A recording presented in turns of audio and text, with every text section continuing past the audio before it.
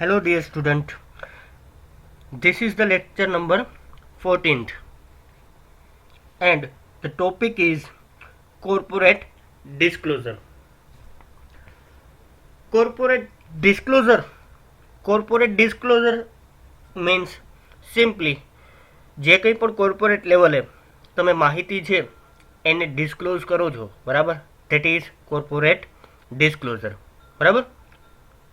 જો આપણે એની અંદર ડિસ્કસ કરીએ, security and exchange board of India એટલે કે સેબી, બરાબર, board of India act 1992 has mandate under section 11 about the disclosure of investor protections. એટલે કે security and exchange board of India દ્વારા એક્ટ 1992ના આદેશ મુજબ અંડર સેક્શન 11 જે ક્યાં મેન્શન કરેલું છે, અંડર સેક્શન 11 શેના રિલેટેડ, તો કે ડિસ્ક્લોઝર અને ઇન્વેસ્ટર પ્રોટેક્શન્સ. ડિસ્ક્લોઝર કંપનીએ કઈ રીતના શું આપવું અને ઇન્વેસ્ટરને કઈ રીતના પ્રોટેક્શન્સ એના થ્રુ મળી રહે એના બાબતની જે કંઈ પણ નોંધ છે એ અંડર સેક્શન 11ની અંદર છે. જે મેઇન એક્ટ છે 1992 એક્ટ ઇન્ડિયન એક્ટ 1992, બરાબર. The word corporate disclosure is related with the transparency. શેના રિલેટેડ વર્ડ છે આપણો ડિસ્ક્લોઝરનો, તો કે ટ્રાન્સપેરન્સી રિલેટેડ છે of the corporate business. Corporate business જે કંઈ પણ કરે છે, કહેવાનો મતલબ જે કંઈ પણ તમે છો એક્ઝિસ્ટિંગ અને જે કંઈ પણ કરો છો એ તમે શો ઓફ કરો, જે તમે છો, બરાબર. જે બિઝનેસ છે એ બિઝનેસે શું કરવાનું, એના જે રિલેટેડ કન્સર્ન પાર્ટીઝ છે એ બધાને બતાવવાનું. Again, transparency of the corporate business to disclose their important concern related to investor as well as for the major stakeholders without whom their protections might not have been maintained. જો જે લોકો company સાથે જોડાયેલા છે, બરાબર, જે લોકો company સાથે રિલેટેડ છે, જે લોકો કંપનીના સ્ટેકહોલ્ડર્સ છે, એને એક્ઝેક્ટલી ખ્યાલ હોવો જોઈએ કે કંપનીની જે કંઈ પણ બાબતો છે એનો બધાનો આઈડિયા હોવો જોઈએ, બરાબર. અધરવાઇઝ એનો ઇન્ટરેસ્ટ છે એ કદાચ પ્રોટેક્ટ થઈ શકે નહીં. જો કંપની કોઈ બાબત એનાથી છુપી રાખે તો જે એના સ્ટેકહોલ્ડર્સ છે એના દ્વારા જે કંઈ પણ ડિસિઝન્સ લેવાય એ ડિસિઝન્સ છે એ પ્રોપરલી લેવાય નહીં, બરાબર.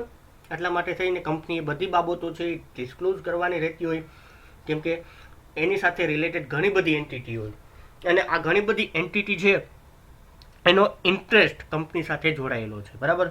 The importance of the corporate disclosure can be enumerated as follow. Corporate ડિસ્ક્લોઝરનું જે મહત્વ છે એ આપણે નીચેના જે પોઈન્ટ આપેલા છે એના મુજબ આપણે ડિસ્કસ કરીએ, બરાબર. જો ફર્સ્ટ પોઈન્ટ શું છે, it increased transparency in the mind of investor and other stakeholders so that the confidence of investor as well as other stakeholders can be enhanced. બધી માહિતી તમે પ્રોવાઈડ કરો છો, ડિટેલ માહિતી, બરાબર. એટલે ઇન્વેસ્ટર, જે લોકો કંપનીની અંદર ઇન્વેસ્ટર છે, જે લોકોએ કંપનીની અંદર પોતાના કેપિટલને ઇન્વેસ્ટ કરેલું છે અને એ સિવાયના જે કંઈ પણ સ્ટેકહોલ્ડર્સ છે એનો કોન્ફિડન્સ છે એ મેન્ટેન રહે કે ભાઈ કોઈ પણ કંપનીની અંદર તમે પોતે કઈ અમાઉન્ટ કેપિટલ તમારી પોતાની કેપિટલ ઇન્વેસ્ટ કરેલી છે, બરાબર. તમને ખ્યાલ છે કે ભાઈ કંપની એક્ઝેક્ટલી આ સિચ્યુએશન્સમાં છે, તો બટ ઓબ્વિયસ છે કે તમે તમારો જે કોન્ફિડન્સ છે એ કંપનીની સાથે જોડાયેલો રહે, બરાબર.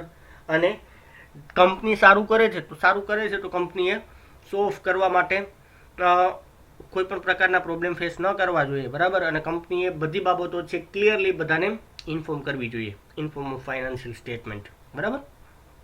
સેકન્ડ પોઈન્ટ શું છે, corporate disclosure increased liquidity of the investment for the corporate organizations which is very important tool for the smooth functioning of business.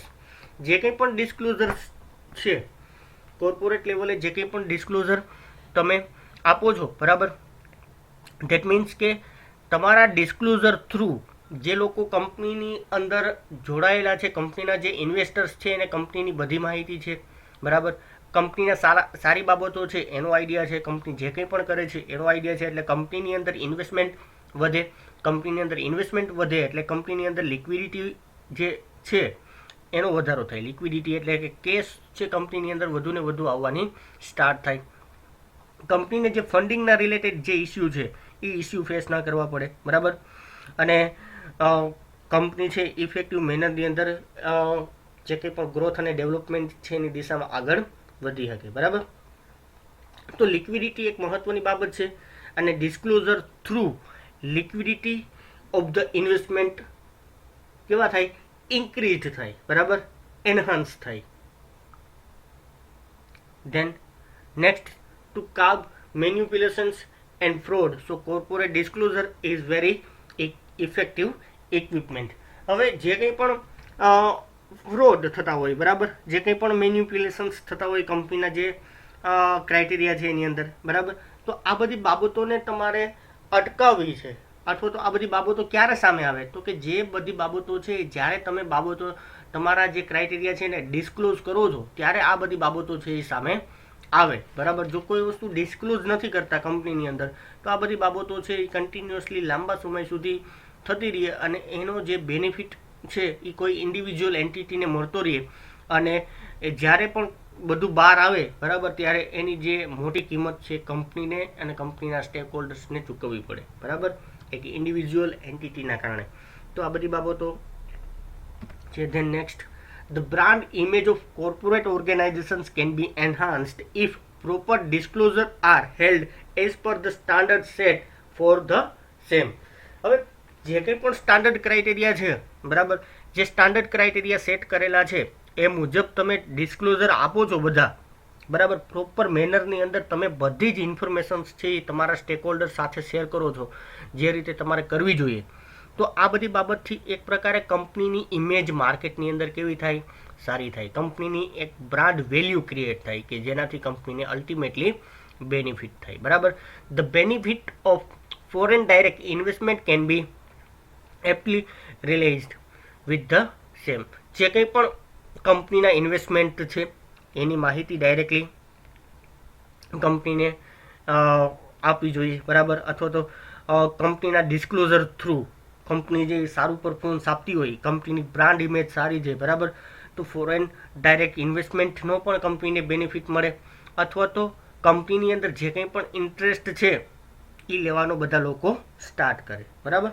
Than next, corporate disclosure put moral check on the board of directors as it has been included as a part of good corporate governance model, and some code of conduct has also been framed for the same.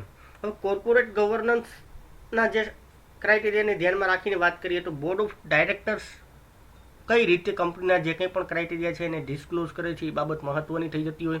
Board of directors દ્વારા જે કંઈ પણ disclosure આપવામાં આવે, બરાબર, એ ડિસ્ક્લોઝરના આધારે એનો જે ઇન્ટેન્શન કયા પ્રકારનો છે, બરાબર, એનું જે મોરલ બિહેવિયર છે એ કયા પ્રકારનું છે એ બાબતો પણ આપણે ચેક કરી શકીએ, બરાબર. કોઈ પણ ડાયરેક્ટર્સ છે એ કયા પ્રકારની એન્ટિટી છે એના જે ડિસ્ક્લોઝર ઉપરથી આપણને ખ્યાલ આવે, જેનો બેનિફિટ છે એ કંપનીને ડાયરેક્ટલી મળે, બરાબર. તો આ બધા જે બેનિફિટ્સ છે કે કંપનીને કોર્પોરેટ ડિસ્ક્લોઝર છે એ શા માટે આપવું જોઈએ, અને કોર્પોરેટ લેવલે જે કંઈ પણ બાબતો છે એને ઇફેક્ટિવ મેનરની અંદર ડિસ્ક્લોઝ કરવી જોઈએ, બરાબર. ઓકે. ધેન નેક્સ્ટ જે છે આપણે પોઈન્ટની વાત કરીએ તો રીઝન ફોર કોર્પોરેટ ડિસ્ક્લોઝર.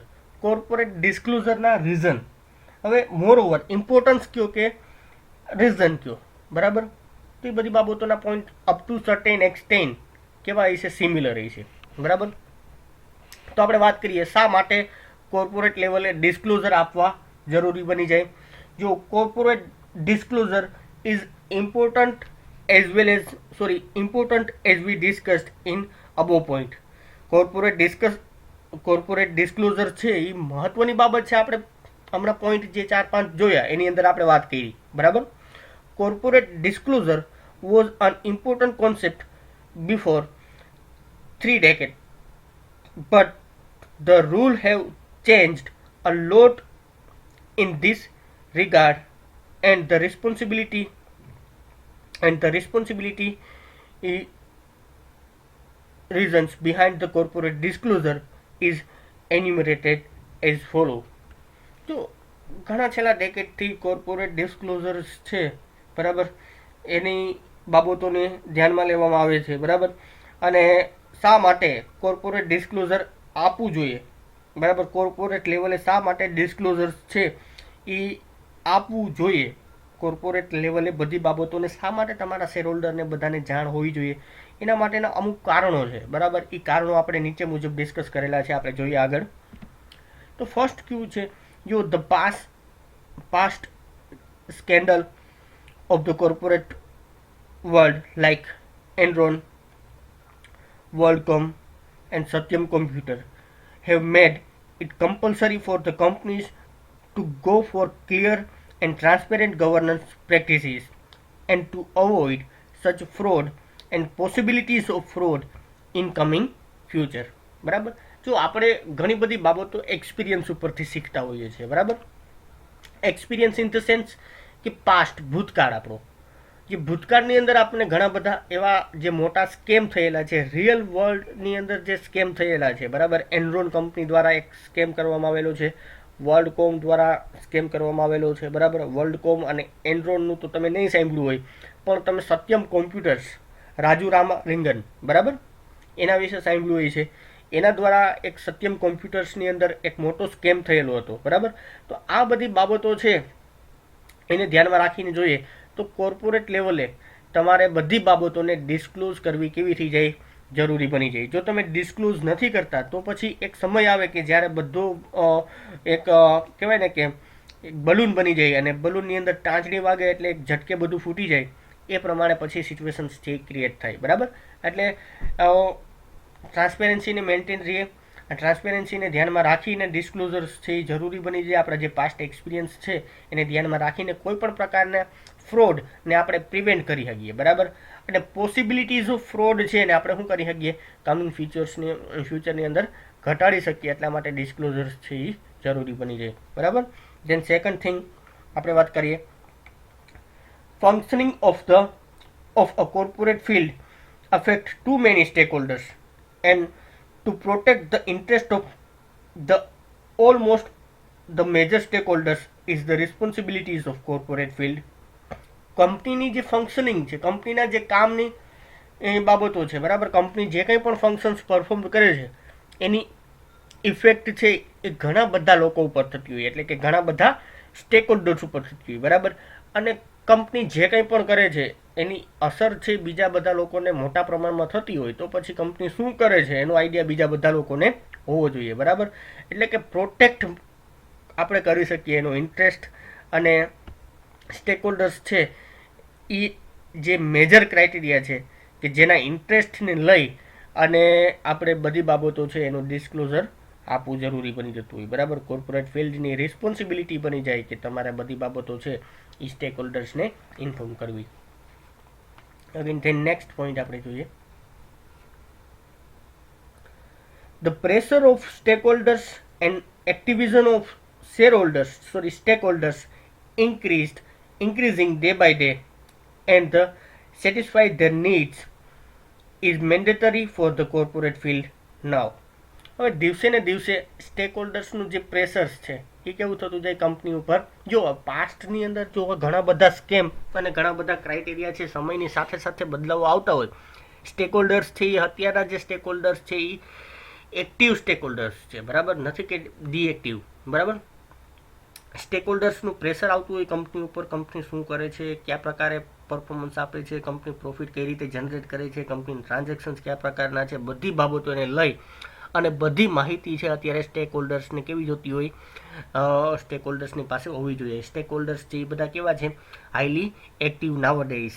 તો આ બધી બાબતોને ધ્યાનમાં રાખી, કેમ કે એને પણ એમની સેફટી છે એને જોવાની હોય, બરાબર.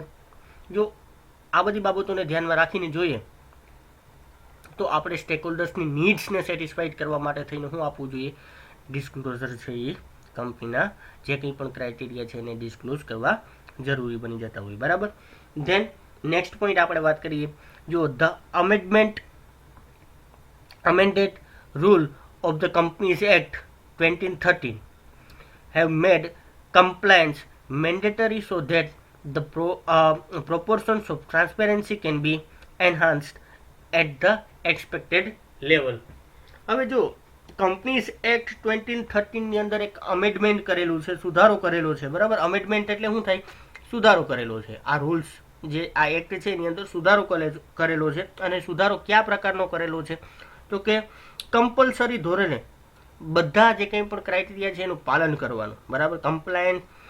Compliance mandatory so that the proportion, mandatory compliance પાલન કરવું જોઈએ ફરજિયાત સ્વરૂપે, કે જેથી કરી અને જે કંઈ પણ પ્રોપોર્શન્સ છે ટ્રાન્સપેરન્સીનો, બરાબર, પારદર્શિતા છે એ કેવી રહે? જળવાઈ રહે. જો કમ્પલસરી ધોરણે તમે પાલન નથી કરતા, બરાબર, જે કંઈ પણ જે એક્ટ છે એની અંદર જે બાબતો મેન્શન થયેલી છે એનું પાલન નથી કરતા, ધેટ મીન્સ કે તમે ગિલ્ટી છો, બરાબર, તમે ફોલ્ટમાં છો. અને એના માટે તમને પનિશમેન્ટ જે કંઈ પણ થતી હોય એ આપવામાં આવે. અગેન જે કંઈ પણ ચાર્જિસ તમારી ઉપર લગાડવામાં આવતા હોય એ બધા ચાર્જિસ છે એ તમારે પે કરવા પડે. It is compulsory for the firm to show true and fair financial reporting of every statement, whether it is profit or loss account or balance sheet. Compulsory છે બાબતો. આ બધી બાબતો કેવી છે? કંપની માટે કમ્પલસરી છે, બરાબર. કે કંપની છે એની બધા સ્ટેટમેન્ટ, ફાઇનાન્શિયલ સ્ટેટમેન્ટ છે, ફાઇનાન્શિયલ રિપોર્ટની અંદર મેન્શન કરવાના થતા હોય. પ્રોફિટ એન્ડ લોસ અકાઉન્ટની વાત કરો કે પછી બેલેન્સ શીટની વાત કરો, આ બધા સ્ટેટમેન્ટ કંપનીએ શું કરવાના? ડિસ્ક્લોઝ કરવાના, બરાબર. ઓકે, જો અપ ટુ ધેટ અહીંયા સુધી આ પોઈન્ટ આપણે રાખીએ. નેક્સ્ટ જે પોઈન્ટ આપણે ડિસ્કસ કરવાનો છે એ નેક્સ્ટ લેક્ચરની અંદર આપણે આગળ જોઈએ, બરાબર. Thank you everyone.